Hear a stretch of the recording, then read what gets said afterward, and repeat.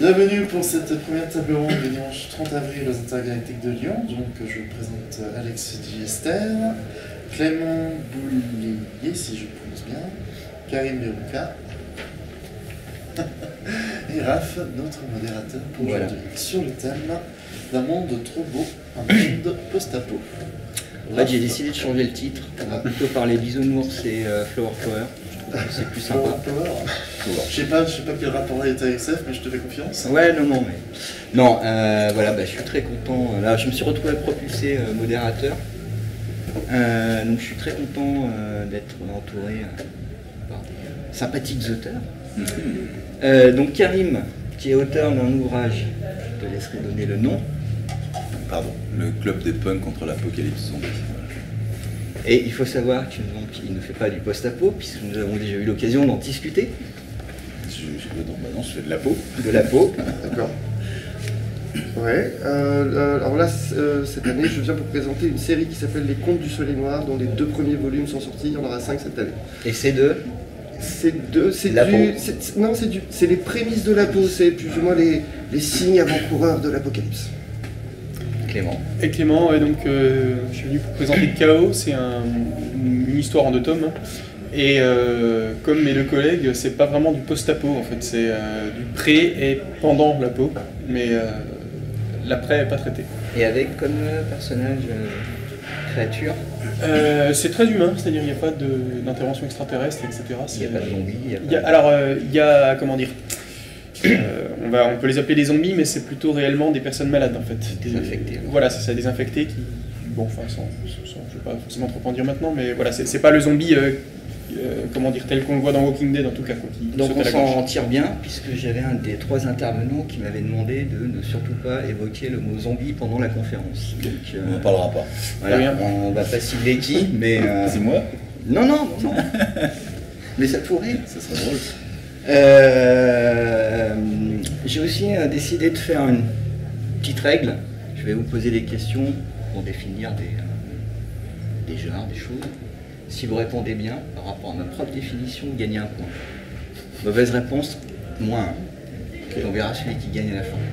Ça vous dit? À moins 5, on est viré. Ouais, voilà. Okay. Non, vous payez des bières. Oh, purée. Ah. Non. Alors, plus sérieusement, voilà, vous avez compris que les 3 auteurs font pas strictement ce qu'on appelle du post-apo, dans le sens usuel du terme. Donc, je me suis dit, plutôt de parler de post-apo, si ça dit les 3 invités, qu'on parle plutôt d'imaginaire de l'effondrement, de voir un petit peu comment les auteurs se positionnent par rapport à ça. Et puis peut-être déjà faire un petit passage par auteur pour voir pour leur roman, tels qu'ils sont là invités pour tel roman, ce que eux qualifient un petit peu leur ouvrage, quoi se situe, par exemple Karim, pour commencer. Alors, déjà, on en a déjà parlé puisque... Déjà moins 1 pour toi, parce que tu as changé le sujet de la...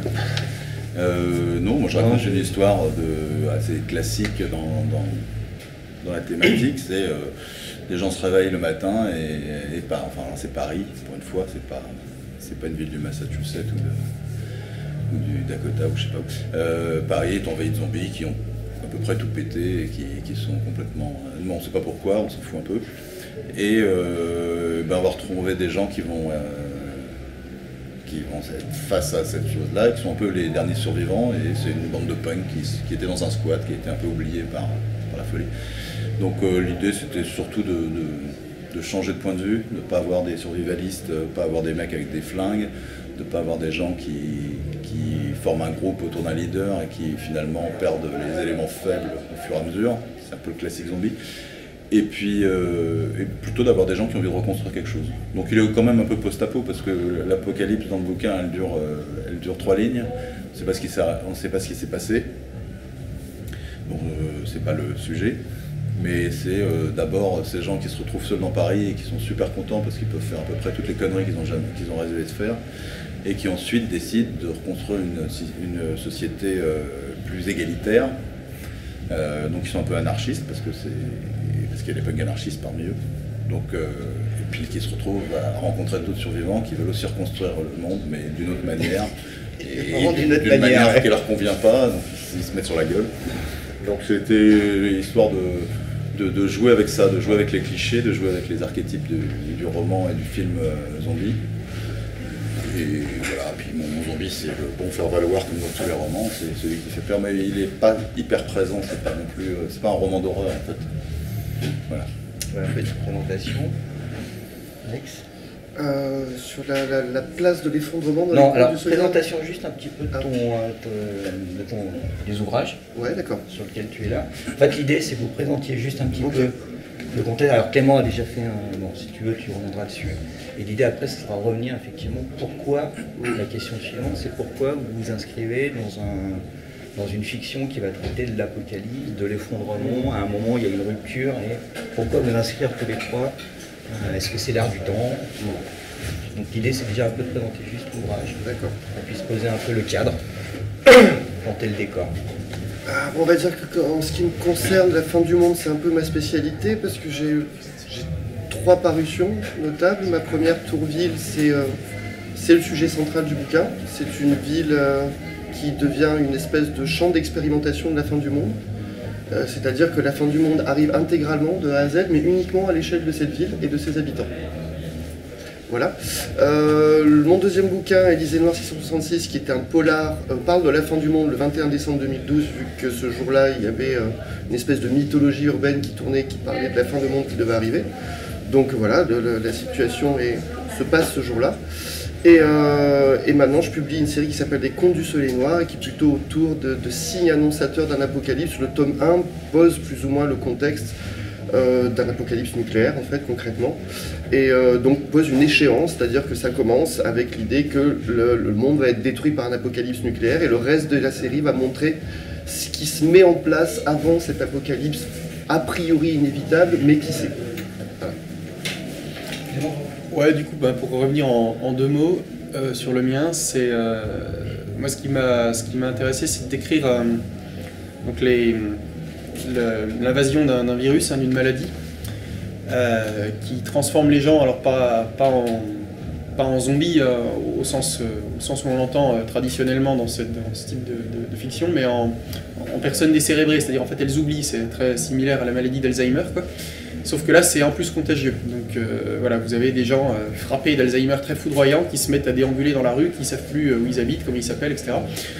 Et du coup, l'épidémie se répand. Il n'y a pas tellement de personnes immunisées. Il y en a quelques-unes, ce seront les personnages principaux, qui du coup vivent le truc quand même autrement, c'est-à-dire leurs proches sont touchés. Donc évidemment, ils sont affectés, à défaut d'être infectés.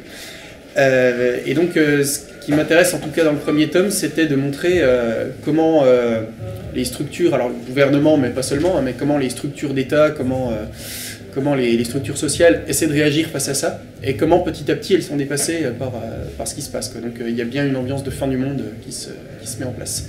Une fin du monde très silencieuse, du coup. Parce que cette maladie, il n'y a pas de terroristes, il n'y a pas de frappe nucléaire ou quoi que ce soit, mais vous avez des personnes qui se mettent à plus exister. Alors du coup, pourquoi vous trois, vous avez écrit un roman qui s'inscrit, on va dire, dans le genre apo, post-apo? Est-ce que c'est par plaisir? Est-ce que c'est une manière de distordre les codes? Est-ce que c'est une manière de se sentir sensibilisé par rapport à des problématiques actuelles? Donc, si quelqu'un veut répondre de sa position Pourquoi parce que j'en avais envie. Parce que c'est, je sais pas, c'est peut-être une sorte de classique de la SF et que j'aime bien jouer avec les archétypes et essayer d'en faire quelque chose de peut-être nouveau. Parce que c'est aussi un truc d'actualité. Je pense que les gens ont peur en ce moment, les gens ont du mal en tous les cas dans les sociétés occidentales, ont du mal à se retrouver, à savoir ce qu'est leur vie, ce qu'est leur futur. Je pense qu'on est dans une période où le futur est quand même pas difficilement optimiste. Et donc il y a cette peur, il y a cette peur constante qui est pas exprimée forcément, mais enfin on le voit dans les élections récemment, il y a quand même une grande partie de la France qui va voter pour un truc comprennent pas, mais qui s'est construit sur la peur, quoi. Donc, et bon, le zombie, c'est un peu le truc, c'est un peu le voisin, c'est un peu vous, qui tout d'un coup devenait complètement incontrôlable et qui m'en voulait beaucoup, mais pour aucune raison, quoi. Donc tout d'un coup, on a cette matérialisation de la peur qu'on ne peut pas définir, qu'on ne peut pas combattre, qui est un peu irrémédiablement lancée pour tout détruire. Et puis moi, ça me permet surtout de balayer, de faire une sorte de tabula rasa sur toute la civilisation et toute la technologie, et de se dire, une fois qu'on a tout cassé, enfin, une fois que tout est cassé, qu'est-ce qui va se passer? Comment les gens vont essayer de reconstruire? Est-ce qu'ils vont essayer de reconstruire? En général, dans les histoires de zombies et les films de zombies, on ne construit pas trop, on survit. Mais bon, d'un moment, ils vont commencer à pourrir, je sais pas, ils vont disparaître, enfin, ils sont pas là pour... Donc, voilà, qu'est-ce qu'on va faire? Est-ce qu'on essaye enfin? Là, dans mon bouquin, c'est une grosse opportunité. On a tout cassé, c'est très bien. Et profitons de cette opportunité pour faire une société libre et égalitaire. Et voilà, moi c'est pour ça, ça me permet, moi, narrativement, de mettre en place des choses qui sont un peu politiques et qui ont rien à voir avec l'horreur ou avec le post-apo, quoi. Mais c'est l'idée qu'un jour, parce que modifier une société en profondeur telle qu'elle est faite aujourd'hui, c'est excessivement compliqué. Il y a beaucoup d'antagonismes, enfin, mais si on vire tout, on repart un peu de zéro. Qu'est-ce qu'on va faire? Alors du coup, juste à préciser que Karim du coup se situe au cœur de l'essence même de ce qu'est la fiction post-apocalyptique. Pour le coup, la reconstruction. Alors, je précise juste, c'est parce que moi je travaille sur l'imaginaire post-apocalyptique, l'imaginaire d'effondrement. Je suis en train de travailler sur un livre. Donc voilà, j'ai, on va dire, quelques années de recherche là-dessus.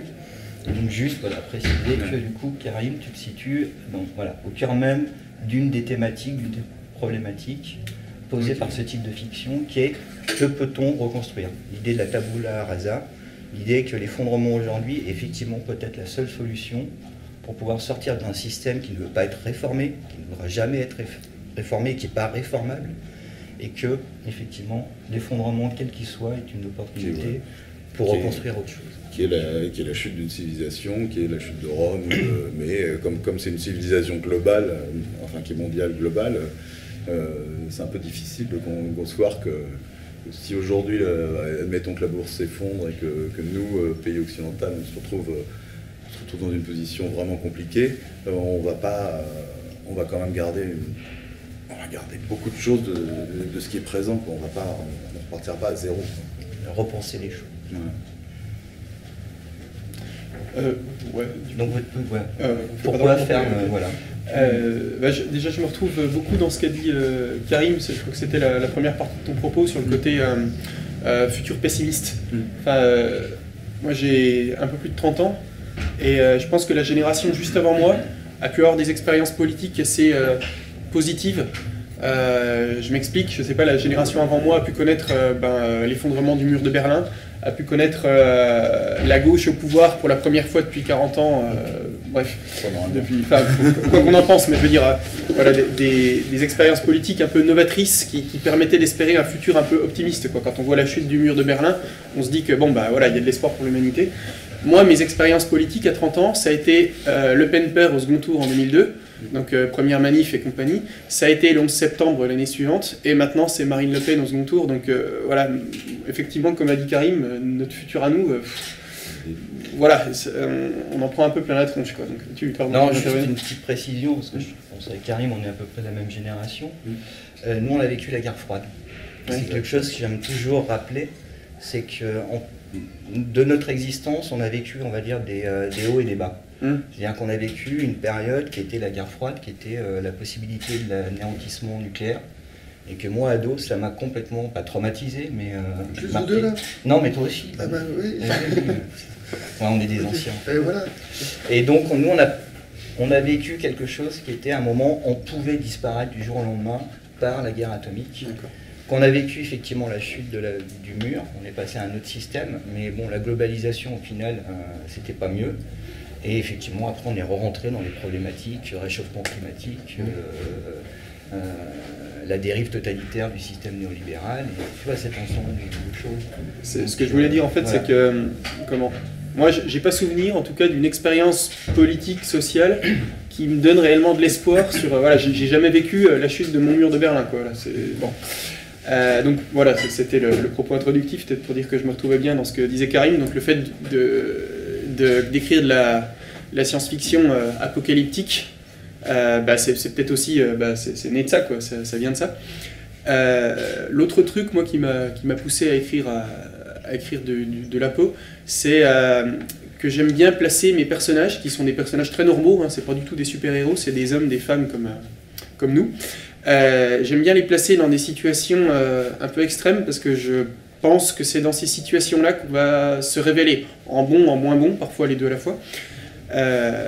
J'en veux pour preuve un vieux prof d'histoire à moi qui nous avait expliqué globalement le contexte de la France occupée, donc en 1940. Il nous expliquait qu'en fait des gens avec des parcours très similaires avaient fait soit le choix de devenir résistants, soit celui de devenir les pires des collabos. Donc c'était intéressant d'avoir ce point de vue, donc placé dans des conditions, dans un contexte un peu extrême. Voilà, des gens se révélaient d'une manière ou d'une autre. Donc moi c'est ce que j'ai essayé de faire avec le bouquin, c'est-à-dire mes personnages, ils sont face à cet effondrement, il faut qu'ils gèrent leurs propres émotions, la perte des gens qu'ils aiment souvent. Et donc comment on fait, comment on réagit, qui est-ce qu'on devient, qui est-ce qu'on est. Le pourquoi correspond, pourquoi s'inscrire.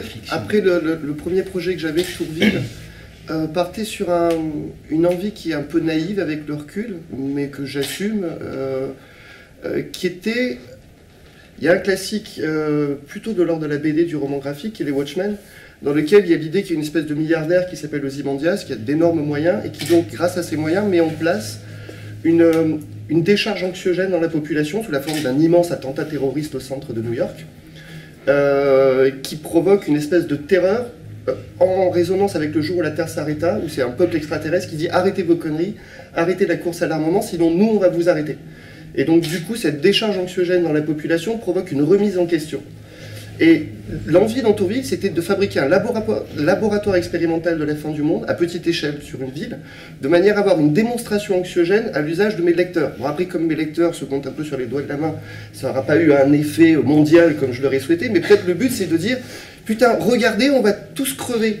Donc peut-être on pourrait se mettre à réfléchir, à fonctionner autrement, parce que si on ne le fait pas, le résultat, c'est qu'on va tous crever. Donc c'était ça un peu l'ambition dans Tourville. Dans Les Contes du Soleil Noir, c'est un peu la même chose, hein, parce que le tome 1 pose l'idée qu'on va tous crever. Après, peut-être que dans Les Contes du Soleil Noir, je passe plus dans l'idée d'apporter des solutions à travers une gestion de l'imaginaire.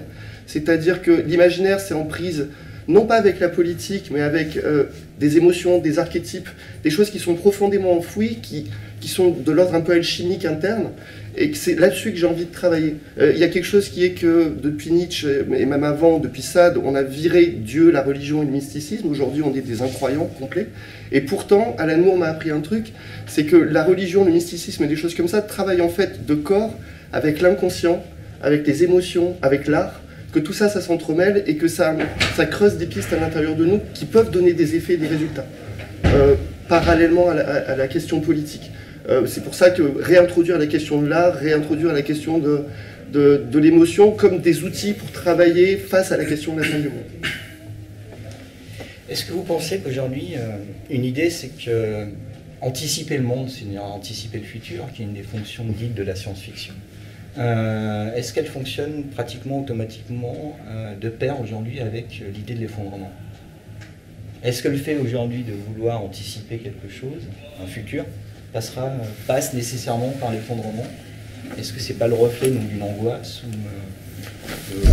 Moi, je suis pas convaincu que la science-fiction soit soit majoritairement un essai d'anticiper le futur. C'est plutôt un reflet du passé qui serait exacerbé. C'est une des et effectivement, cette peur, ce côté catastrophe à venir, c'est peut-être pour ça qu'il y a beaucoup de bouquins qui parlent de post-apo, de zombies. Après, on peut très bien imaginer une société qui continue à faire ce qu'elle a fait depuis depuis le début de l'ère industrialisée, c'est avec des crises et des périodes plus florissantes. C'est-à-dire que là, on est en période de crise, on ne sait pas ce qui va se passer.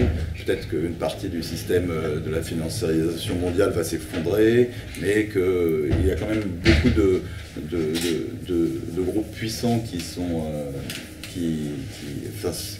je veux dire, c'est pas parce que demain il y a une crise, une grosse crise et que tout s'écroule financièrement que ces gens-là ne seront pas toujours, capables de rebondir. On l'a vécu en 29, où il y a eu une crise financière énorme, où toute l'économie des États-Unis s'est effondrée et qui a entraîné une crise. Mais on a eu une guerre après, ça a relancé l'industrie, et on n'a pas perdu cette civilisation, on n'a pas perdu le monde dans lequel on vit. Donc on peut très bien se dire que demain ça va s'arranger, demain ça va pas s'arranger, mais ça implique pas la fin du monde. Enfin, impliquer la fin de la civilisation, c'est vraiment une catastrophe globale et immense. Alors c'est pour ça que généralement ça vient, bon, dans les années 50-60 c'était la guerre nucléaire, puisqu'il y avait cette guerre froide et ces missiles qui nous pendaient au bout du nez. Enfin, aujourd'hui, il n'y a plus cette menace, moins en tous les cas.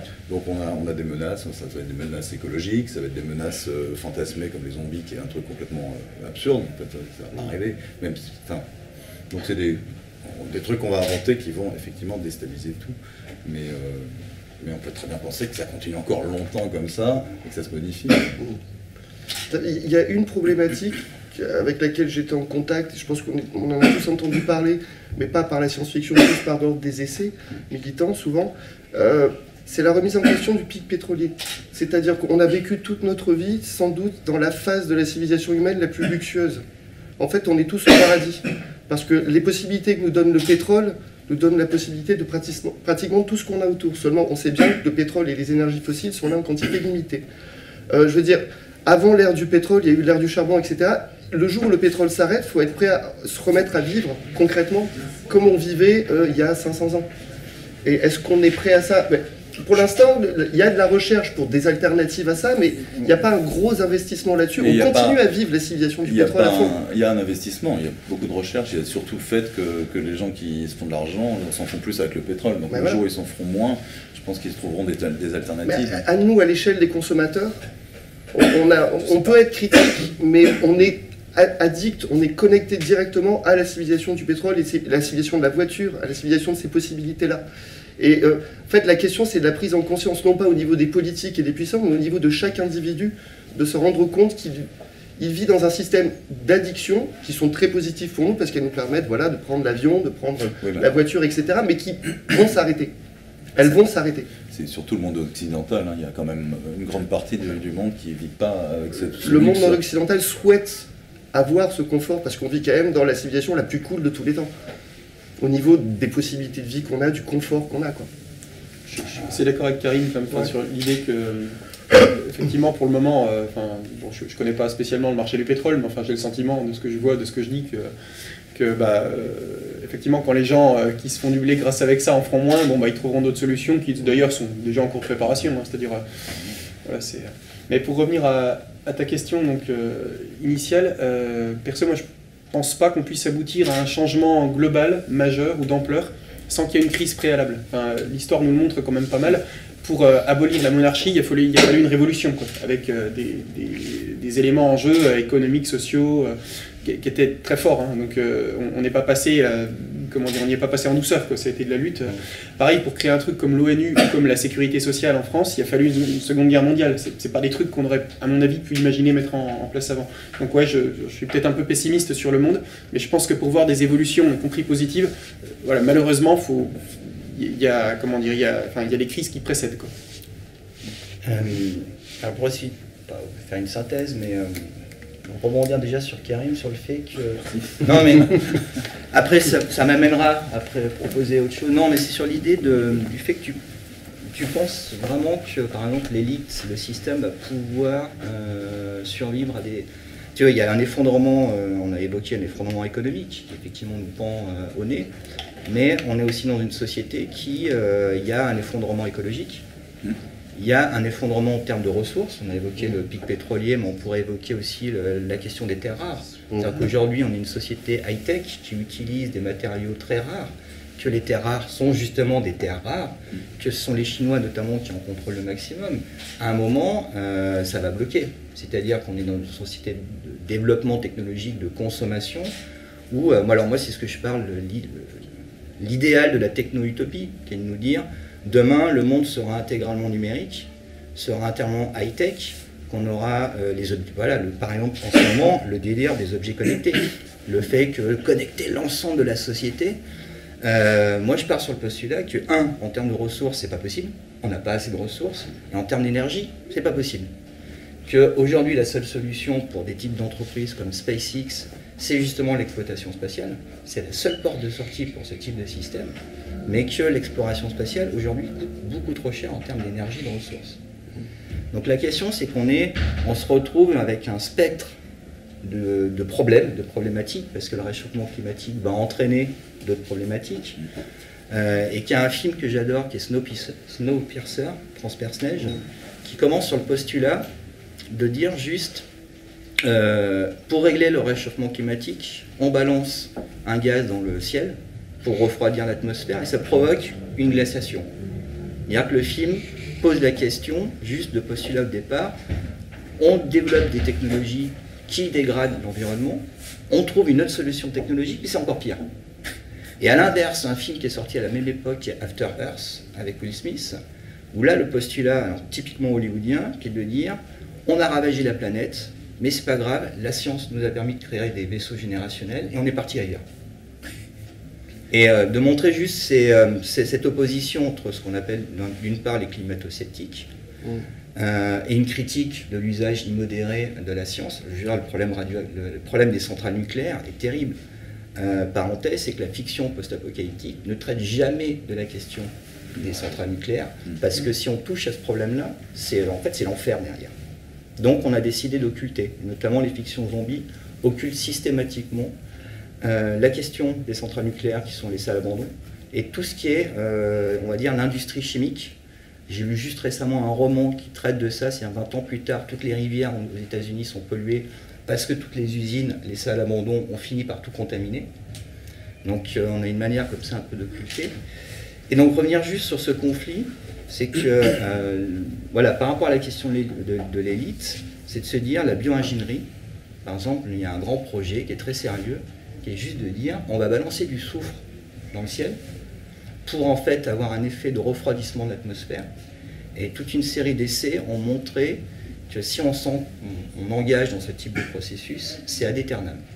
On ne pourra jamais revenir dessus. C'est ce qu'ils font dans Matrix, il me semble. Les machines alors les machines, ouais, elles occultent le ciel pour... non, c'est les humains qui occultent le ciel contre elles, pour empêcher les machines se nourrissent du solaire. Voilà, le solaire, et du coup... Donc les machines se nourrissent des humains. Des humains, de l'énergie projetée par les humains. C'est de la science-fiction, peut-être. Mais que la bioingénierie, par exemple, il y a juste un essai qui, à un moment, évoque le fait qu'il commence à balancer du soufre. Et au bout de 3 ans, il n'y a plus de mousson en Asie. Donc ça provoque des famines. Donc les mecs disent oh ben on va arrêter. Sauf qu'ils ont gagné en 3 ans 1,5 degré de réduction. Ils arrêtent le système et là, paf, on s'en prend 6. Donc ce jeu comme ça entre la technologie. C'est pour ça le fait que je suis assez sceptique sur l'idée que l'élite puisse, alors déjà avoir la croyance de croire qu'elle va pouvoir survivre à tout ça. Et peut-être nous, c'est l'opportunité de penser autrement. Comme ce que tu appelles l'élite, entre guillemets, parce que c'est pas un truc défini. Oui, c'est pas des gens qui se projettent dans le futur, c'est des gens qui se projettent à court terme, on va dire. Les transhumanistes se projettent bien dans le futur, a priori l'immortalité.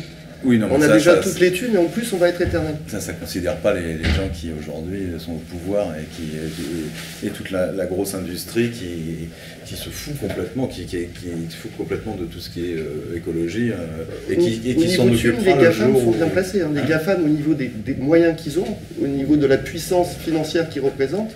C'est pas.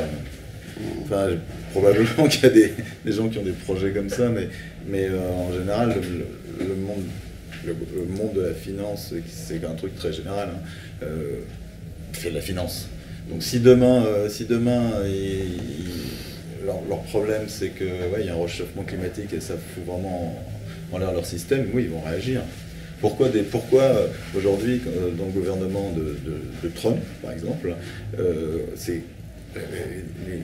la quasi-totalité sont des gens qui ne veulent pas croire qu'il y a une crise écologique et qui sont prêts à le défendre et qui vont sortir absolument n'importe quoi pour dire que c'est pas vrai, alors que tu vois, on n'a pas besoin de plus de preuves, quoi. Le problème se posera quand ça sera un problème pour eux. Pour l'instant, c'est pas un problème pour eux. Ils sont riches, ils sont tranquilles, ils habitent dans des belles villas, que le niveau de la mer monte d'un demi-centimètre, ils s'en foutent, quoi. C'est pas leur souci. Ils seront morts le jour où... et c'est pas des gens qui se projettent dans le futur.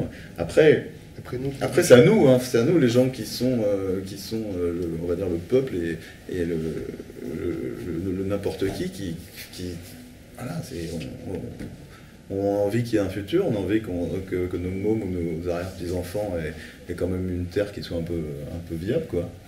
Donc soit on réagit, soit on n'a rien à gagner que ce truc-là perdure comme ça, quoi. Après, comme tu parles de solutions scientifiques, peut-être qu'il y en a des fabuleuses qu'on va découvrir, mais généralement quand on joue avec ces choses-là, on l'a vu notamment avec l'URSS qui avait un grand projet qui considère la science comme une sorte de pouvoir pour remodeler le monde et d'arriver à des fins qui étaient plus en phase avec leur politique. Ils ont fait des trucs abominables, ils ont pollué notamment la fameuse mer d'Aral qu'ils ont asséchée complètement, enfin pas complètement, mais en faisant n'importe quoi, en faisant des choses qui permettaient d'arroser les champs de coton, et après on s'aperçoit que le problème il est énorme, il se répercute, et on maîtrise plus, quoi. C'est pas, jouer aux apprentis sorciers, c'est facile, c'est possible, mais retourner, la nature, c'est quand même un truc hautement complexe, et voilà. Et si aujourd'hui nous on ressent pas trop les effets du réchauffement climatique parce qu'on est quand même on a peut-être des étés plus chauds ou plus froids, ça c'est pas très grave, mais il y a des endroits où ça commence à avoir vraiment un impact, notamment toutes les régions qui se désertifient, et ça c'est pas nous, c'est le monde, on va dire c'est le tiers-monde, le quart-monde, et bon, ces gens-là s'en foutent, hein, c'est pas eux qui vendent leur... Oui, j'ai l'impression que là-dedans, il y a une question d'imaginaire qui entre en compte. Quand tu parles du gouvernement Trump climato-sceptique, moi j'avais déjà tiqué sur le gouvernement Bush Junior, qui était déjà lui-même dans une optique qui était un truc comme la COP21 ou quoi, ça les intéresse pas. Parce que l'idée c'est, on n'a pas à s'ajuster en fonction des données écologiques. Nous, on est un peuple jeune, on est un peuple créatif. Et là, la science-fiction intervient, c'est-à-dire qu'il y a eu l'imaginaire de la SF américaine des années 50, etc., qui était la hard science, dans laquelle la science allait nous apporter des empires galactiques, des choses gigantesques. Donc, on se projette dans notre science, notre créativité va fabriquer des solutions qui vont nous permettre de dépasser tout ça. Donc, au présent, on n'a pas besoin de tempérer, de moduler, on est dans notre imaginaire, projeté dans notre technologie va nous permettre, à terme, d'arranger tout ça d'une façon ou d'une autre. Et donc du coup, effectivement, ne nous prenons pas la tête, continuons à bouffer du charbon, continuons à bouffer du pétrole maintenant, puis quand il n'y aura plus de charbon et de pétrole, je sais pas, on aura la centrale à fusion nucléaire ou quoi, bon, on ne l'a pas encore trouvé, c'est ça le problème. C'est-à-dire qu'on vit sur... En fait, la civilisation américaine et nous-mêmes, on vit à crédit. On dépense un truc qu'on n'a pas encore. Et c'est profondément implanté dans la culture et profondément implanté dans l'imaginaire lui-même. On dépense déjà le futur au présent. Très bien. Donc là, on a fait le procès du système. Ça c'est fait. On pourrait y aller un... Donc là, je vais revenir par rapport à vous, votre sentiment. Vous avez travaillé sur des ouvrages, des fictions qui jouent sur le rapport effondrement, reconstruction, proposer quelque chose, une survie de l'individu. Est-ce que vous estimez que la fiction, l'imaginaire de l'effondrement de manière générale, est foncièrement pessimiste? Ou est-ce que justement c'est une porte de sortie qui nous permet de proposer autre chose, de réfléchir sur ce que nous sommes, sur ce que nous pouvons rebâtir, et donc du coup se dire, est-ce que finalement la fiction post-apo est une fiction portée par l'espoir, puisqu'on parle de survivants? Je commence? Tu as... Bon, du coup, je pense que c'est bien que je commence parce que je suis fondamentalement pessimiste, donc peut-être que mes collègues pourront vous remettre un peu de baume au cœur après. Ouais, moi j'ai... Enfin, comment... pour moi, l'apocalyptique, le post-apo permet pas de construire des choses forcément mieux après. Pourquoi? Parce que c'est fait par l'humain. Je suis assez pessimiste sur l'humain. Moi, en tout cas, dans ce que j'ai décrit, il n'y a pas de porte de sortie. C'est-à-dire, enfin, il y en a une dans le roman que je n'évoquerai pas ici, mais qui ne se fait pas à l'échelle globale, quoi. À l'échelle globale, bah, c'est juste la merde. Voilà, ça c'est cool. Je ne suis pas le seul d'ailleurs à avoir traité ce genre de truc, hein. Il y a plein d'auteurs, y compris beaucoup plus célèbres que moi, qui l'ont fait. Je pense à Barjavel notamment, dans Le Grand Secret. C'est un roman pas mal du tout, hein. Il décrit une société qui globalement a découvert le mécanisme, le secret de l'immortalité, qui vit un peu en autarcie, qui vit de manière un peu paradisiaque, etc. Donc a priori l'utopie rêvée, quoi. On est immortel, on apprend à notre rythme, on fait ce qu'on veut, bref, bah, même là ça dégénère. Voilà, pourquoi? Parce que c'est porté par l'humain et qu'intrinsèquement, quand on met les humains les uns avec les autres, il y a des conflits qui naissent, des tensions sociales, de pouvoir, enfin bref. Donc a priori, il n'y a pas de... Enfin, en tout cas, de mon point de vue, même d'une chose, enfin, d'un événement apocalyptique, on ne pourra pas tirer de société parfaite, idéale. Tant que ce sera fait par l'humain, il y aura forcément des tensions, alors pas forcément qui aboutissent en crise nucléaire ou quoi, mais il n'y aura jamais de société utopique. Pas pour les humains en tout cas. Pas pour nous, non, pas pour nous, peut-être justement parce que voilà, vous le disiez, on vit au présent, c'est-à-dire il n'y a pas que l'administration Bush qui voit que son propre avenir terminé, quoi, enfin, son propre futur fini. Nous aussi, quelque part, nous on est intéressés directement par nos propres intérêts. Voilà. Enfin, moi, ce qui me préoccupe en ce moment, c'est de trouver un taf. Bon, bah, voilà. Oui, la planète, ça me préoccupe aussi, mais bon, voilà, ça n'empêche que ma préoccupation là, c'est mon taf, c'est comment je vais bouffer le mois prochain. Donc oui, j'aimerais bien faire un truc éthique, j'aimerais bien faire un truc qui soit un peu dans mes valeurs, etc. Bah, n'empêche que quand se posera vraiment la question du salaire, bah, peut-être que j'accepterai un truc un peu moins éthique. Voilà. Faire auteur, c'est bien. Ouais, effectivement, je suis un peu le truc. Voilà. Bon, bref, mais j'ai conscience que j'ai un point de vue peut-être un peu pessimiste. Peut-être que mes collègues peuvent.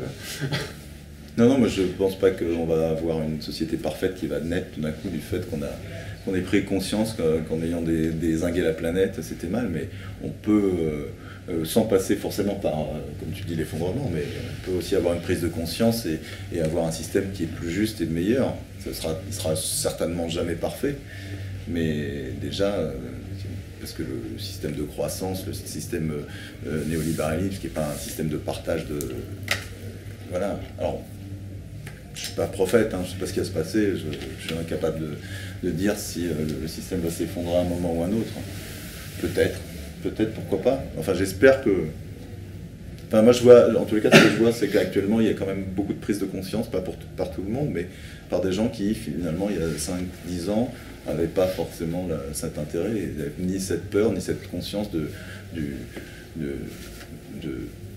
la crise dans laquelle on est, et qui réagissent, quoi, à des petites échelles, sur des petites assauts, mais c'est comme ça qu'on crée des mouvements, quoi. Il faut que la majorité des gens comprennent, il faut que la majorité des gens aient envie de changer quelque chose.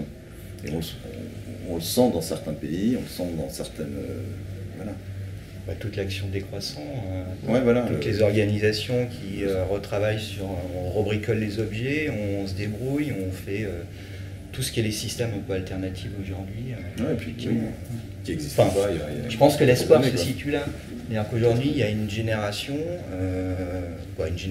il y a des individus qui sont en train de s'organiser pour préparer justement un moment une société peut-être plus frugale. Moins technologique, moins en tout cas, enfin, c'est tous les mouvements low-tech. Oui, moins bouffereuse d'énergie. Et je pense que c'est quand même une belle prise de conscience et une préparation. Oui, c'est le basculement où les gens se disent à un moment, ouais, on bénéficie de plein de technologies, effectivement, on a des portables, on a des ordi, on a des machins, on a aussi beaucoup de choses qui servent absolument à rien, dont tout pourrait très bien se passer, quoi. Est-ce qu'on est obligé de consommer? Est-ce qu'on est obligé de dépenser, de consommer la planète à ce point-là, quoi? Et voilà, je pense que... Voilà. Moi, l'idée, c'est qu'il faut qu'on développe ça, il faut que les gens prennent conscience qu'on ne vivra pas moins bien si on n'a pas tous un iPhone. C'est pas très grave, hein. On peut très bien vivre sans téléphone portable, on peut très bien... Quand on avait 15 ans, on n'avait pas de smartphone, on n'avait même pas de téléphone portable. Et pourtant, on passait des bons moments à l'occasion. On vivait des trucs cool, sans internet, sans smartphone. Pas forcément, pas que ça, enfin tous les trucs qu'on développe autour qui sont plus... qui tendent vers le gadget, qui tendent vers un progrès qui est plus axé vers une amélioration au moins de façade, mais juste vers pousser les gens à consommer. Enfin, il y a des choses qu'on vous vend aujourd'hui qui ne servent à rien, quoi. La publicité a gagné. Hein. En fait, le constat de la société du spectacle nous montre que le vrai est toujours un moment du faux. C'est-à-dire que globalement, quoi que vous puissiez consommer de l'ordre du documentaire intéressant ou de la pensée philosophique ou ceci, cela, c'est quelque chose qui vous est proposé entre deux plages de pub. Et en fait, le cadre, c'est réellement les deux plages de pub, parce que vous n'auriez pas accès à ça sans les deux plages de pub qui financent la technologie qui vous permet d'accéder à tout ça. Donc en fait, c'est véritablement le système de la consommation lancé en pleine course, qui est le cadre global dans lequel peuvent s'échanger des choses intéressantes. Et du coup, par rapport à cette histoire de, on va dire, de courant décroissant, de réorganisation, moi personnellement j'ai le sentiment que c'est la première fois, alors par rapport à tout ce que j'ai pu étudier sur les grandes peurs du post-apo, par rapport à toutes les époques, moi j'ai le sentiment que c'est la première fois où on est en train de s'organiser, de se préparer à justement un possible effondrement et à passer à une autre type de société. Voilà, par rapport savoir si on est, voilà, si on est un peu mais parce que ce sentiment. Le post-apo, le récit apocalyptique ou post-apocalyptique, j'ai rêvé, mais vous avez compris, des années, on va dire, 50, 70, il n'a pas les mêmes, il n'est pas des mêmes peurs, quoi. Dans les années 50, 60, c'est la peur de la fin de la bombe atomique, quoi. 70, il y a quand même aussi une grosse montée vers 80, il y a tous les accords SALT, tout ça, où là ça chauffe un peu aussi. Hein. Mais aujourd'hui, on n'a pas cette menace, on a la menace, elle est c'est les zombies. C'est les zombies. En C'est fait, c'est le les zombies, consommateur décérébré, c'est de se regarder dans un miroir et de voir le plus grand film de zombies, fondateur pour moi, c'est Dawn of the Dead, le deuxième Romero, parce qu'il y a cette allégorie de ce groupe de survivants qui vont où? Dans un hypermarché. Et donc, bon, là, voilà, le discours politique sur la société de consommation est hyper évident dans ce film-là. Il n'est pas très présent dans les autres. Hein. Voilà. Non, pas dans les autres, mais celui-là, c'est peut-être le seul que je garderai, en fait, au niveau zombie. Mais c'est ce que je te disais hier soir, c'est que peut-être en 78, Romero, effectivement, utilise le zombie comme un outil critique d'une société consumériste, que les héros sont des héros hyper conformistes, puisqu'ils se planquent dans un centre commercial et ils essaient de reconstruire leur bulle. Il ne faut pas la permaculture, effectivement. Et quand même, globalement, aujourd'hui, la fiction zombie, on a renversé le rapport. C'est qu'on est du côté des héros conformistes. Que notre flip, c'est de tout perdre. Et donc, c'est de se réfugier dans une bulle où on peut préserver tout ce qu'on peut en outils matériels. Fait qu'à un moment, voilà, on utilise le zombie pour dénoncer quelque chose, mais aujourd'hui, on dénonce autre, c'est la peur de tout perdre. Alors que les films de Romero, je pense, situaient plutôt dans l'idée des années 60, de la contre-culture, de faire, on pète tout, quoi. Qu'est-ce qui se passe dans l'imaginaire des gens qui consomment toutes les saisons de Walking Dead? Qu'est-ce qu'ils préparent dans leur tête? En fait, moi, je trouve que c'est important. Qu'est-ce que fabrique l'imaginaire, l'imaginaire qu'on consomme? Qu'est-ce qu'il implique dans notre vie réelle et dans notre rapport au monde? Et en fait, moi, je suis assez inquiet, parce que des générations qui vont passer autant de temps à consommer du Walking Dead, je veux dire, t'allumes la télé, la société va s'effondrer à cause de la pollution, la société va s'effondrer à cause du totalitarisme ou de la barbarie ou de ceci, cela. Quelque part, dans le monde réel, on sent que ça va se casser la gueule. Et quand on regarde Walking Dead, on est toujours dans cette ambiance de ça va se casser la gueule.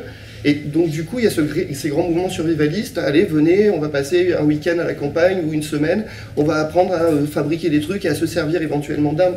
Enfin, voilà la manière d'aborder l'après. Un truc un peu paramilitaire. Il y a cette dimension, mais je pense que Walking Dead, elle est intéressante dans la mesure où on vit dans un monde de l'avant qui est un système néolibéral. Donc c'est la compétition de tous contre tous. C'est l'égoïsme. On doit écraser l'autre. Simplement, dans ce monde-là, néolibéral, on a un cadre juridique qui nous empêche de nous foutre sur la gueule. D'accord? C'est-à-dire qu'on a un cadre qui dit tu as le droit d'écraser l'autre, mais avec des règles. D'accord?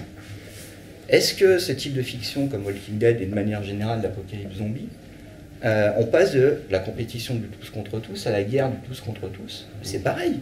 Simplement, le type de fiction pandémie, le fait, c'est qu'elle fait juste sauter le cadre juridique.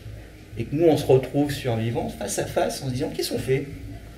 Est-ce qu'on prolonge les logiques ultralibérales qui est chacun pour sa gueule et on écrase l'autre? Parce qu'on est obligé de Et faire corps. est-ce qu'on essaie de Ah, reconstruire il y a le lien un idéal social collectif quelque qui part. a été démonté? Retrouvons le lien collectif Ouais. face à l'ennemi commun Est-ce qui est que- le zombie. Des séries américaines comme Walking Dead, Ouais. qui sont leur propre culture, hein, libertarienne, survivaliste, Ouais. ce genre de choses, est-ce que du coup Walking Dead ne peut pas être perçu comme une quête désespérée de renouer du lien social et de reconstruire quelque chose entre le groupe? Parce qu'en même temps, dans ce type de série, la survie ne passe que par le groupe. Alors la société américaine est essentiellement structurée par la notion du groupe, mais Mais alors, les questions, ouais, voilà. pourquoi pas, mais dans toutes les séries américaines, on a plein de bons sentiments. Généralement, c'est la famille. Alors, c'est la Ah fin ouais. du monde, mais la famille, on est prêt à aller chercher sa fille qui est à l'autre bout du monde. Et ça, c'est permanent, ce côté famille, ce côté groupe, mais groupe très restreint. Mais je crois que c'est une sorte de truc qu'ils doivent rechercher quelque part, parce que c'est pas... C'est l'ADN. C'est la fiction, quoi. C'est une sorte de mythologie. Mais alors, on le retrouve pas forcément dans les trucs de science-fiction, d'apocalypse. Donc, je sais pas. Peut-être un truc dont ils ont vraiment besoin, eux, une sorte de perte de... Ah, de recréer du lien en fait, dans leur Peut-être, imaginaire et leur mais, fiction, parce mais qu'ils alors en manquent. après, on va savoir. Hein. Alors, juste pour une Clément petite... Non, vas-y, vas-y. Ouais, non, c'est juste par rapport à l'idée de la famille. Dans les années 80, vous connaissez tous Mad Max, qui est la grande figure de la fiction post-apo. Le lone hero, cette année, il a perdu sa famille, c'est le justicier qui se met au service des démunis, des pauvres par rapport aux méchants maraudeurs. Ce qui est intéressant, c'est que le Mad Max 2 sort en 81.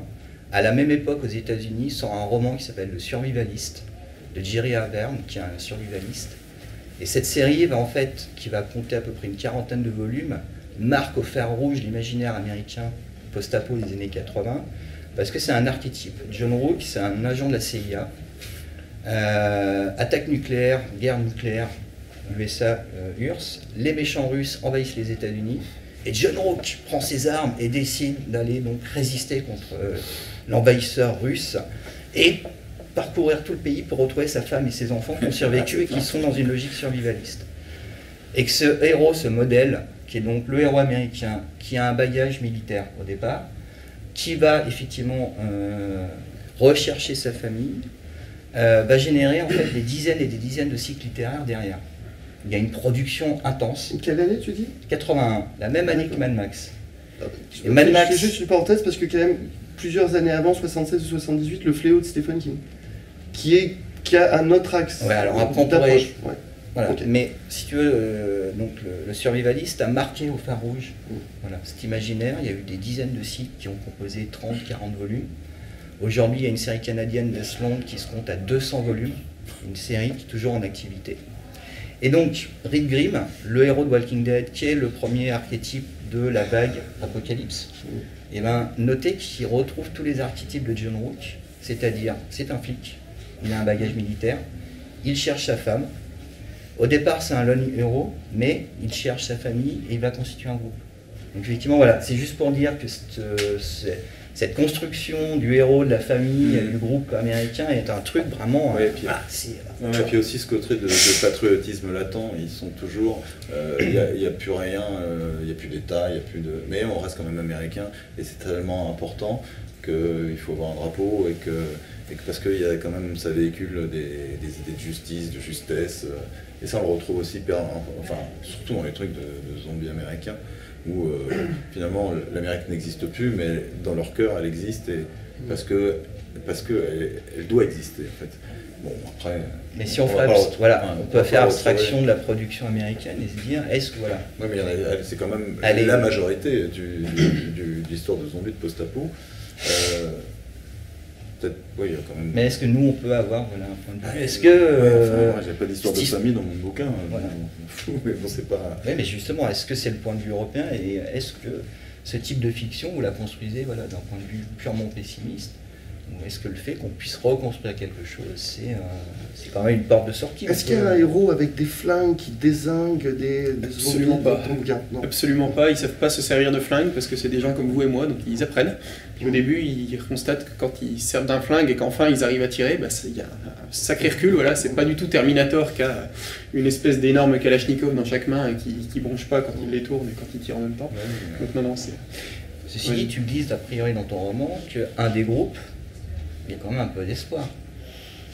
C'est-à-dire que même si c'est pas la globalité, Je laisse quand même une porte de sortie. Il y a un désir de compréhension en fait, c'est-à-dire effectivement ils sont dans un univers qui est en effondrement total, mais ils ont ces espèces d'appels dans leur tête qui leur disent essaie de comprendre, essaie de capter ce qui se passe, et trouve-en d'autres qui sont dans la même situation que toi, et ensemble vous pourrez peut-être faire quelque chose. Voilà.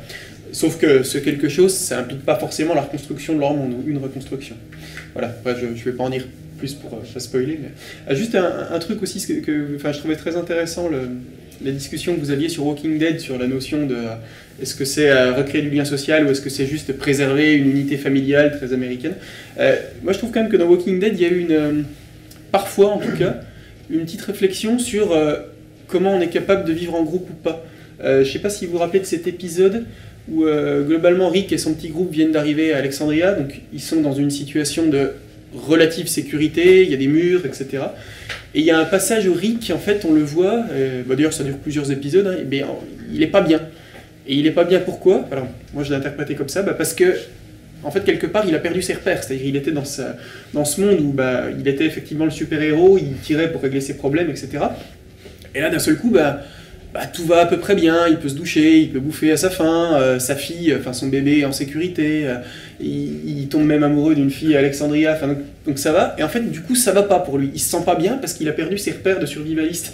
Et il y a une scène notamment où il va écouter je sais pas si vous vous rappelez, ça se finit avec la musique des Bee Gees, il va écouter un walker, un zombie qui est juste derrière le mur, et il y a une espèce de nostalgie, parce que, et moi je l'ai interprété comme, en fait, le mec a vachement de mal à se remettre dans un groupe, justement, à revivre normalement. Donc voilà, c'est justement au cœur peut-être de Walking Dead, parce qu'au final, il fait quand même un coup d'état. Ouais, oui. Qu'ils prennent le pouvoir dans la communauté en disant « Ah les gars, va falloir être armés, savoir se battre ». Donc on est vraiment dans une logique. Ce qui est intéressant dans cette série, c'est effectivement que c'est vraiment un reflet de ces fantasmes et de ces angoisses américains. Et que le personnage de Rick est un personnage au final très antipathique. C'est à l'attention du spectateur. Enfin, je pense pas qu'il y ait un seul spectateur qui regarde The Walking Dead pour voir autre chose que du sang et de la poudre. On veut pas regarder la série pour quelqu'un qui va poupouiller son bébé dans un environnement bunker avec des zombies autour qui rentrent jamais. On regarde des films de zombies pour le moment où on s'étripe avec les zombies. Où les murs vont péter, voilà. Mais en fait, c'est une peur du communisme, parce que les zombies ils sont tous égaux, et ils n'ont pas de leader, et ils sont mus par une sorte de truc collectif. Méta-collectif. Je vais vous couper, est-ce que vous avez des questions à me poser Ouais, j'en ai une. Je pensais pas du tout à Walking Dead pour poser cette question, mais c'est venu comme ça. Parmi vous, qui investit dans les boîtes de conserve et envisage le bunker pourquoi pas, et est-ce que ça a intérêt de survivre au final? Moi, à Paris, je me suis acheté une immense villa avec un bunker en dessous, parce que je suis très riche. Il gagne tellement d'argent avec justement son lit que... Envisage. Mais c'est pas très français l'idée du bunker. Aux États-Unis, pendant la guerre froide, il y a eu énormément de bris anti-atomiques qui ont été construits. Ça se fait encore d'ailleurs, je pense. Oui, je pense que le business a dû se relancer. Il y a un gros business sur le survivalisme, il doit y avoir aussi un business là-dessus, quoi. Mais en France, non, en fait, on n'a pas... En Suisse, ils avaient, jusqu'aux années 80, assez de place dans les bunkers pour y mettre toute la population et les chevaux. Mais c'est pas, ils existent encore ces trucs. Ils ont été réaménagés pour faire des choses plus intéressantes, mais ça a été fait, quoi. Non, je pense qu'en France, et peut-être globalement en Europe, c'est pas le bunker qui prime, c'est la réorganisation décroissante. C'est-à-dire le fait de pouvoir se préparer à vraiment maîtriser l'artisanat, l'agriculture, ce genre de choses. La boîte de conserve, ça va pas durer longtemps. Alors après, ça dépend du type de catastrophe. Si tu es dans un univers comme la route, c'est pas la peine. Il faut s'arrêter tout de suite. Franchement, si c'est pour finir en tribu cannibale parce qu'il n'y a plus que l'humain pour bouffer, ceci dit, soleil vert, c'est un peu le même délire. Ça dépend du type de catastrophe, mais dans le cas d'un réchauffement climatique, c'est plutôt l'adaptation. Et l'adaptation, c'est savoir... Aujourd'hui, on est une société hors sol. On ne sait pas chasser, on ne sait pas pêcher, on ne sait pas faire de l'agriculture, on ne sait pas renouer avec la terre. Et je pense que la seule porte de sortie, c'est effectivement toutes les organisations qui te réapprennent à forger voilà, un objet, à faire de la tannerie, à faire ce genre de choses. C'est eux qui ont raison. En tout cas, c'est eux qui sont dans la logique de se dire à un moment... Je dirais, s'il y avait un effondrement, tout dépend du type d'effondrement, si c'est un apocalypse zombie, effectivement, je ne veux même pas rester. Hein. À la limite, je trouve un flingue et je me mets une balle tout de suite, parce que ça ne m'intéresse pas en fait de voir les gens que j'aime se faire bouffer vivants ou quoi. À la télé, en film, et même, je regarde pas, j'ai pas regardé Walking Dead. En fait, ça m'intéresse plus, ce genre de trucs affreux. En revanche, si c'est un truc de l'ordre, effectivement, d'effondrement plus de l'ordre économique, etc., j'ai déjà prévu le truc, j'ai des potes dans la Drôme, qui sont dans des petits villages, qui ont des petites fermes, qui font de la permaculture, etc. Et c'est là que je vais aller. Il y a un de ses potes qui est parti vivre il y a 1 an, qui m'a laissé les clés de notre AMAP à Avignon, qui nous a formés, donc maintenant c'est nous qui en occupons. Lui est parti vivre dans la Drôme, dans une petite ferme. Et avant de partir, il a eu tout un discours avec moi, qui m'a refroidi, j'ai mis des semaines à m'en remettre. Il me disait, je pars parce que je suis convaincu qu'il va y avoir un effondrement. Je pars d'Avignon parce que Avignon, je sais qu'au bout d'1 semaine, s'il y a un choc pétrolier ou quoi, il n'y aura pas d'acheminement alimentaire. Et ça va être super grave. Et ça va être super grave dans plein de villes. Donc je veux être hors d'une grande ville. Et il m'a dit, il y a un autre truc après l'effondrement.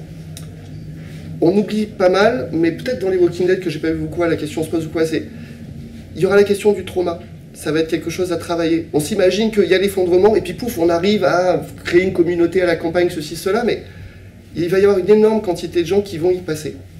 Et il va y avoir un énorme trauma, il va falloir être capable de gérer ce trauma. Parce que si ça se trouve, des gens qui auront survécu vont pas pouvoir faire grand-chose, parce qu'ils seront tellement traumatisés par ce qui s'est passé, que psychologiquement, ils seront figés. Donc il faut aussi être prêt à réfléchir à la manière dont on va pouvoir avaler ce qui s'est passé pour pouvoir continuer à aller de l'avant. Les psys ont peut-être du boulot. Ça va pas être psy, pas forcément à travers des techniques psy, mais à travers des techniques C'est un thème à développer. de trouver des moyens de se soutenir face à un choc de ce type. Alors, dans ce cas-là, pour rebondir juste, je conseille un roman qui est 2 secondes après, d'un Américain, qui est de tendance républicaine, mais le roman est très intéressant. Il évoque en fait une attaque UMP, donc électromagnétique, au-dessus des États-Unis, de l'Europe et du Japon. Et le postulat, c'est juste dire, il n'y a plus d'électronique. Tout est mort, puisque tout est grillé. Et on est dans une communauté, dans un bled de montagne américaine, et ils sont 10 000 au début. Le roman se passe sur 1 an. On suit un colonel qui va essayer d'organiser un comité de salut public au sein du bled. Au bout d'1 an, ils sont plus que 1000. L'idée en fait du roman, c'est juste de montrer en fait, la fragilité de notre structure, de notre société technologique, parce qu'au moment où il y a le MP, les voitures ne marchent plus. Donc il y a un garagiste du coin, il a des vieilles bagnoles, là ça marche encore. Mais ce qui est le plus intéressant dans ce roman, en fait, c'est les réunions du comité de salut public, parce que première vague, il n'y a plus d'électricité. Donc tous les gens qui sont malades, type diabétique ou autre, ils y passent tous. Parce qu'il n'y a plus rien, il n'y a plus de médicaments, il n'y a plus d'acheminement. Et au fur et à mesure, on voit effectivement tous les cas. Il y a tous les gens qui sont en problème de santé. En fait, il y a toute une vague à un moment de crise cardiaque parce que les types sont obligés de prendre des seaux pour aller chercher de l'eau. C'est un effort qu'ils n'ont plus l'habitude. Donc il y a une vague là. Après, il y a tous ceux qui étaient sous Médoc, Prozac, etc. À un moment, il n'y a plus rien. Donc le médecin il dit il va falloir tous les remettre dans un institut parce qu'on ne peut plus les gérer. Et ça nous montre juste, le roman est très intéressant pour nous montrer juste la fragilité. C'est-à-dire sur quoi, donc cette idée de faire fonder une société hors sol. D'ailleurs, on voit ça aussi dans le Fléau, hein, pour ceux qui l'ont lu, celles et ceux qui l'ont lu ici. Le mec qui meurt d'une appendicite. Exactement. Parce que monsieur et madame tout le monde, ils ne savent pas gérer une appendicite. Ouais. Alors que pourtant, ça a l'air d'être un truc bénin, qu'aujourd'hui on gère de manière bénigne, mais s'il n'y a pas un médecin dans le groupe de survivants, bah, t'es niqué avec une appendicite. Qui est un médecin en général comme bien équipé, avec des trucs qui peut désinfecter, avec... c'est ça, il faut former aussi des docteurs, là. Ouais. Une autre question? Moi j'ai une question, c'est à propos du post-apo, donc à l'instant H, juste après la catastrophe, comment, comme dans Walking Dead par exemple, les survivants ils essaient de se reconstruire tout ça, et la différence avec les histoires de post-apo, où la société est plus instaurée, que ça fait très longtemps que ça s'est passé, et que plusieurs centaines d'années, comme par exemple Silo, ou peut-être Métro 2033, etc. Alors si tu veux des réponses, je fais une intervention à 12h30 qui va traiter de ça. Donc je vais faire une intervention sur la généalogie de l'homme, de la femme et des enfants dans la fiction post-apo des origines à nos jours. Et la question que tu poses est très intéressante parce que dans le travail de recherche que j'ai fait... le temps de la poser. Ouais, mais parce que je suis en train de parler en fait du T1 et du T2. Le temps du survivant et le temps du descendant. C'est ça. Et en fait, ce que je remarque, c'est que souvent dans les histoires de post-apo, donc le temps du survivant, bah, effectivement, on sort les flingues et on essaye de dézinguer tout ce qui bouge parce qu'on a peur de survivre. Mais par contre, dans la plupart des histoires, en tout cas que moi je connais, de post-apo ou donc le temps numéro 2, c'est en général construit une société où le survivant tout seul, il a été totalement annihilé. C'est-à-dire que c'est une société de fourmilière en général. C'est des sociétés où la personnification, comme Silo, n'existe pas, parce qu'on n'a pas le droit d'être. On fait partie d'un tout, on fait partie d'une fourmilière. Éliminer ou mettre de côté des membres de la communauté, c'est pas grave, parce que c'est l'important, c'est la communauté. Et du coup, toute cette question de le héros survivaliste, etc., disparaît en fait dans ces sociétés qui s'instaurent là. Enfin, moi, c'est ce que j'ai remarqué souvent en général. C'est donc le temps du survivant qui aujourd'hui constitue, ça fait 2 tiers à peu près des fictions post-apo, et tu as 1 tiers, globalement, c'est ce type de fiction qui se passe plusieurs générations après. Du coup, elle génère 2 types d'archétypes qui n'ont rien à voir. Le survivant, où la question c'est comment on reconstruit. Alors déjà, comment on survit et qu'est-ce qu'on peut reconstruire? Qu'est-ce qu'on peut transmettre de la civilisation? Ça, c'est les grands thèmes. Et généralement, dans ce fameux temps du descendant, donc plusieurs générations après, ce sont des sociétés qui sont reconstruites par rapport à une crise, une chute. Donc les sociétés évoluent en fonction si c'est une crise atomique, si c'est comme dans Silo, une tempête qui détruit tout. Donc c'est des sociétés. Que les gens ont soit oublié le passé, soit c'est devenu un mythe, ce genre de choses. Par contre, ce que tu soulignes par rapport à Silo, moi je ne parlerais pas trop de la logique fourmilière, je parlerais plutôt d'une logique de société très hiérarchisée. En fait, une des grandes questions de la fiction post-apo, c'est qu'on ne sort jamais de la hiérarchie. Nous sommes dans une société hiérarchisée avec des paliers, avec toujours des décideurs, des gens qui travaillent. Silo, c'est vraiment la représentation, mais littérale. Les ouvriers sont tout en bas. On a une organisation spatiale. Et ce qui est intéressant, c'est que dans le type de fiction T2, j'ai lu très peu de choses où on arrive à sortir de la notion de hiérarchie. C'est-à-dire qu'il y a un leg de ce qui a été avant. On est toujours dans une reproduction parce que le temps du survivant génère un système qui est « je suis le plus fort, donc je deviens le chef du groupe, donc j'organise une structure hiérarchique ». Le système des maraudeurs, par exemple. Et que ça a généralement tendance à se sédentariser. Elle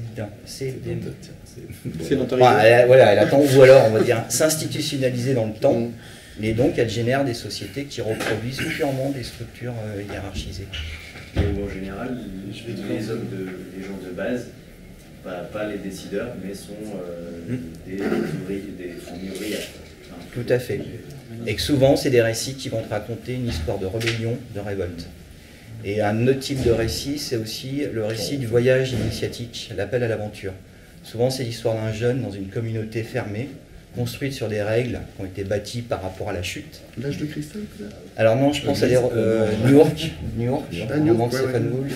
Il y a Starman, il y a beaucoup de romans, si tu veux, notamment à partir des années 50. Et le schéma, c'est le jeune qui va s'opposer aux règles de la communauté, qui part à l'aventure, qui va découvrir le monde, et généralement, il va découvrir les ruines de l'avant. Et il sera en fait l'élément qui peut être déclencheur d'une renaissance.